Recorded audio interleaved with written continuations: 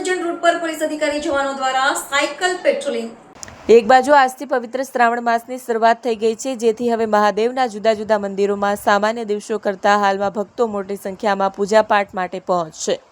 જ્યારે બીજી બાજુ આગામી દિવસોમાં ગણેશ ઉત્સવ આવનારો છે, ત્યારે આ ધાર્મિક પર્વો દરમિયાન ખાસ કાયદો વ્યવસ્થા જળવાઈ રહે તેમજ કોઈપણ પ્રકારની અપ્રિય ઘટના નહીં બને તેમજ કાયદો વ્યવસ્થાઓની પરિસ્થિતિઓનો તાગ મેળવવા સહિતની વ્યવસ્થાઓના ભાગરૂપે ઉચ્ચ પોલીસ અધિકારીઓ દ્વારા ખાસ સાયકલ પેટ્રોલિંગ કરવામાં આવી હતી।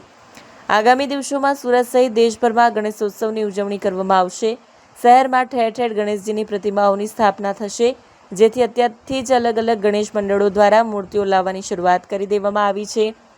ત્યારે હવે સુરત શહેરમાં આગામી સમયમાં આવનાર ગણેશ ચતુર્થીને ધ્યાને રાખીને ખાસ police commissioner Wabang Zameer, DCP Chirag Patel તથા સલાબતપુરા પીઆઈ કેડી જાડેજા સહિત પોલીસ સ્ટાફ સાથે સ્થાપના તેમજ વિસર્જન રૂટ ઉપર સાયકલ પેટ્રોલિંગ કરવામાં આવી હતી।